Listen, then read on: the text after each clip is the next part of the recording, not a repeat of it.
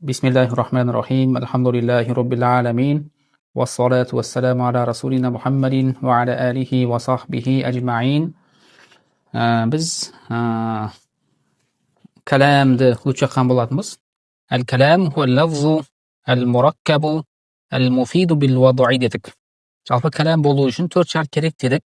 An yakuna lafzan, an yakuna murakkaban dedik. Uchinchisi an yakuna mufidan edi. Biz osonga kelib to'xtaganmiz. Kalam bo'lishi uchun mufid bo'lishi kerak. Mufid degan ne endi ul? Ma'nal ifadati. Ifada degan so'zning ma'nosi. Jalpa ma'nal ifada deganimiz bu yerda ma'na salahiyatil lafzil il ifada ma'nosida. Lafzning ifadaga jaramli bo'luvi. Bir lafzning ifada degan paydo beruvchi. Bir paydo beruvchi bo'luga jaramli bo'lu degan so'zning ma'nosi bu bo'lay ekan. Ma'na kawnihi mufidan. Mufid bo'lu kerak degan so'zning ma'nosi. Buni negizi g'olimlar ikki turli achtagan. Mutaakhir g'olimlar boshqacha achtagan. Bizning hozirgi aytayotganimiz bu mutaakhir g'olimlarning ko'z qarasi. Al mutaqaddim g'olimlar bo'lsa, tarkib isnari degan şekilde boshqa chetdan qaragan. Biz o'gan kirmaymiz. Bizning achtaganimiz hozir mutaakhir g'olimlarning jumhurining ko'z qarasi. Va ma'na kawnihi mufidan. Bir lafzning mufid bo'lu degan so'zning ma'nosi an yahsuna ko'rkim bo'luvi. Sukutul mutakallimi alayhi. Mutakallimning negizi val muxotab deb to'qisa kerak. Muxotabning da mutakallimning unsiz qolуының ko'rkim bo'luvi. Jalpa mutakallim bir so'zni boshlab keldida to'xtadi. O'say to'xtab unsiz qolуы ko'rkim bo'lsa, unda biz bo'lgan mufid deb aytamiz. Ko'rkim bo'lsa degani ma'noni to'liq bera oldi. Bir jihatdan to'xtab qolgan yo'q ma'nosida. An yahsuna sukutul mutakallimi alayhi. Mutakallimning so'zlovchi kisining to'xtavi, unsiz qolуы ko'rkim bo'luvi mana o'sha ekan. Qalay desa bihaytu mana darajada. Bihaytu la yabqa sami' esuvchi kisi qolmaydigan darajada.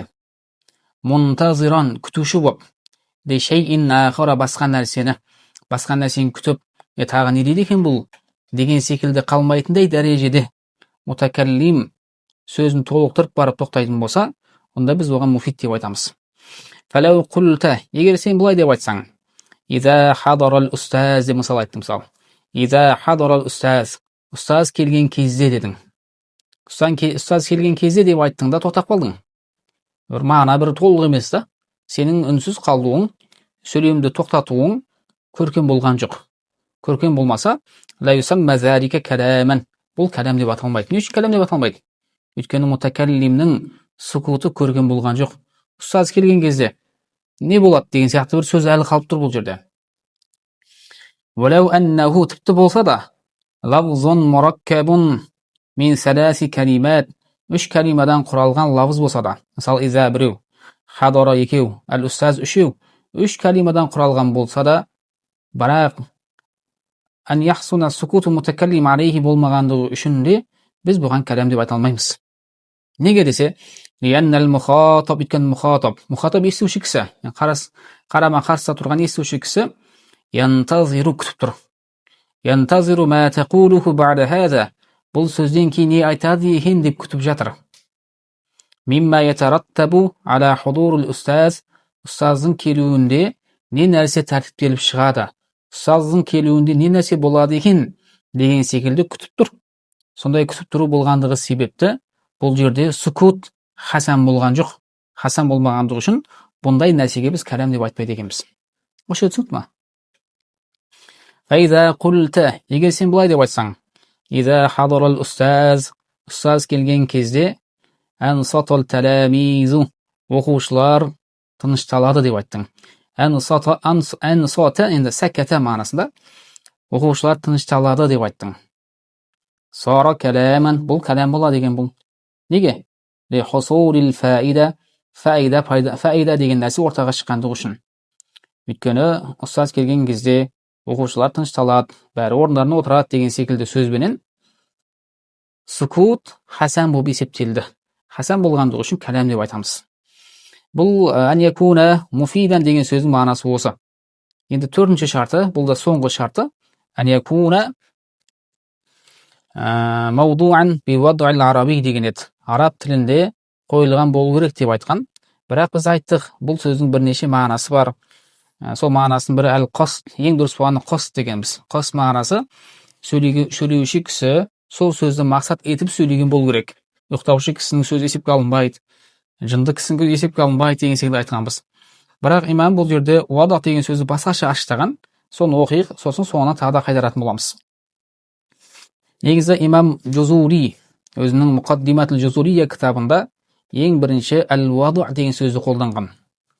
Имам Ажуррун сондай ғалымдардан ала отыра бил-уадуи деп кітабында алып келді дейміз. Ең бірінші негізі имам Джузури секілді ғалымдар қолданған екен. ومعنى كونه موضوعا بوضع العربي араб тіліндегі сөзге қойылған болу керек деген сөздің мағынасы былай. ومعنى كونه міне болуы керек, موضوعا қойылған болу керек. Немен? بالوضع العربي араб тілінің уадуымен. Жалпы араб тілінің сөзімен болу керек демекші. Ол былай екен. أن تكون الألفاظ лафыздардың болуы. المستعملة қолданылған. Фил кәләмін кәләмді қолданылған лафыздардың болуы. Неден болуы? من الألفاظ التي وضعتها العرب арабтардың қойған лафыздарынан болуы. Не үшін қойған? للدلالة меңзеу үшін. على معنى من المعاني белгілі бір мағынаға. Арабтар бір лафызды белгілі бір мағынаға қойған болса, осы лафызды сен сөзінде қолданған болсаң, онда бұған кәләм деп айтамыз деді. Бірақ бұл адафул ақуал, қаулдардың ішінде ең әлсізі. Ең әлсіз болған көзқарас бұл. Өйткені уадақ деген сөздің ең дұрыс мағынасы әл-қасд деп айттық. Бұл мағынасы ең әлсізі деп айтамыз. Тіпті кейбір ғалымдар бұны алмағанда да, бұны қабыл етпейміз деп айтқан. Мәселен, мысалы, хадара деген сөз бар. Қада вадуаха ал-арабу ли ма'нан, арабтар хадара деген сөзді қойды, ли ма'нан белгілі бір мағына үшін. Қада вадуа қойды, хадара деген сөзді арабтар қойды, ли ма'нан белгілі мағына үшін қойды. Уахуа ол қандай мағына? Уахуа ол хусурил худури, келу деген істің пайда болуы. Қашан? Фи заманил мади, өткен шақта, яғни хадара өткен шақта келді мағынасында. Өткен шақта пайда болуы. Ва калимату Мухаммад, Мухаммад деген калима, қада вадуаха ал-арабу, арабтар ол калиманы қойды, ли ма'нан белгілі бір мағына үшін қойды. Уахуа ол мағынада зату шахси, бір шахстың, шахс тұлға, бір тұлғаның заты екен. Қандай тұлға десе? Әл-мусамма аталатуғын бихадал исми, осы есіммен есімдендірілген бір тұлғаның есімі екен, бір тұлғаның заты екен.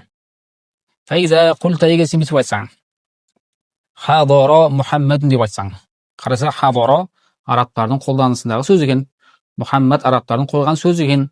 Екі калимадан жинап бір кәләм шығарсақ болады дейді. Бұған кәләм деп айтсақ болады дейді. Өйткені шарттардың бәрі жиналды. Хадара Мұхаммад деп айтсаң, такуну боласың, қада истамалта қолданған боласың. Калиматайни екі калиманы қолданған боласың.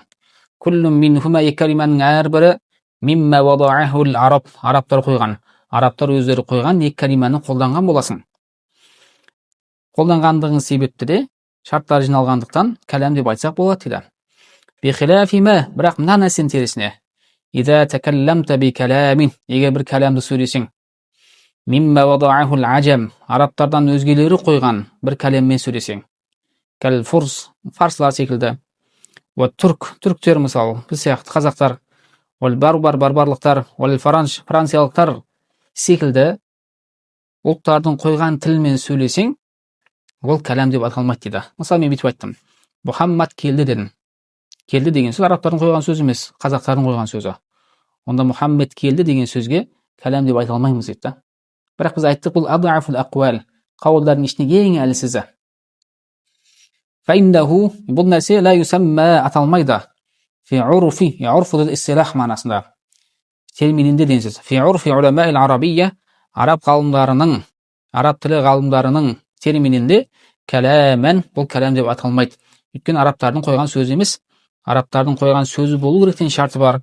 Сол үшін де бұл кәләм деп аталмайды дейді. Жалпы хадихин айбара гайру сахих дейді. Бұл енді Шейх Ахмад Тижанидің сөзі. Бұл айбара дұрыс емес дейді. Неге десе, Ибн Джинни фил хасаис кітабында былай келтіреді. Kalimatul a'ajim yu'tabaru kalaman. Arab emестердің калималары да кәләм деп есептеледі деген. Сол үшін де вада деген сөзді араб тілінде қойылған деп ашықтау шамалы мусамих, самалы фиге назар. Бұны қабыл етпейтін ғалымдар көп. Сол үшін де вада деген сөзді әл-қасд деп ашықтаған дұрысырақ дейміз да. Сұрақ бар ма осы жерде? Әмсиләтун мысалдар лил кәләми бір кәләм үшін әл-мустауфи шурут шарттарды жинаған, мустауфи жинаушы болған, аш-шурут шарттарын толық жинаушы болған бір кәләм үшін мысалдар. Әл-жауу сахвун, әл-жауу ауа, сахвун таза, ауа таза деп айтты. Қарасақ, шарттары өзі 4 шарт бар еді. Кітапта келтірген 4 шарт бар еді. 4-ін бәрі келіп тұрды бұл жерде. Біріншісі, ән-якуна лавзун, лавыз болып тұр. Ән-якуна мураккаб, мураккаб, мына жау сахвун 2 сөзден құралып тұр. Үшіншісі, ән-якуна муфид, муфид болып тұр. Әл-жау сахвун десең, басқа нәрсен күтіп тұрмайсың. Төртіншісі, вадықты біз қос мағынасына деп айттық. Енді дұрысырақ болғаны, қос мағынасына алатын болсақ, бұл да дұрыс болып тұр дейміз да. Әл-жау ауа, сахвун таза. Әл-бустану бақша, мусмирун жеміс беруші, бір жеміс жайқалып тұр мағынасында. Әл-хилалу ай сатиун шығушы, ай шығып тұр. Әс-самау аспан, сафиятун таза. Юдиул қамару ай жарқылдайды, ләйлән түнде. Янжаху әл-муштахиду муштахид жеңіске жетеді. Ла юфлихул касул, касул жалқау. Жалқау ла юфлиху жеңіске жетпейді. Бұлардың бәрі кәләм болып тұр. Ла илаха иллаллах, Алладан басқа тәңір жоқ. Мухаммадун, Мухаммад сафватул мурсалин, пайғамбарлардың хайырлысы, сафва хайырлысы мағынасында, саллаллаху алейхи вассалам. Әмсиләтун мысалдар лилавзил муфрат, муфрат лавзға, бір ғана калимаға. Мухаммадун, алиюн, ибрахиму, қама, мин деген секілді, бұлардың бәрі муфратқа мысалдар. Әмсиләтун мысалдар лил мураккаб, мураккабқа, 2 сөзден құралған, бірақ ғайрил муфид, муфид емес. Біз айттық муфид дегеніміз сүкут хасан болады деп айттық. Сүкут хасан болмайды бірақ бұл жерде. Мәдинатул Искендария, Искендер қаласы мысалы. Искендер қаласы деп айтсаң, не болады деген сияқтарға бір хасан болмай қалды. Абдуллах, Алланың құлы.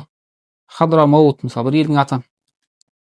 Ләу ансафан нас, егер адамдар үнсіз қалса дедің да. Егер адамдар тынышталса дедің. Ары қарай не болады? Күтіп қалды ол. Сол үшін муфид болмай қалды. Иза жаа шита, қыс келген кезде шанамен ойнаймыз деген сияқтарға жауап керек болады. Мәхмә ахфал мураи, мураи риякир. Риякир қанша жасырса да деген сияқтарға бір жауап келмей қалды.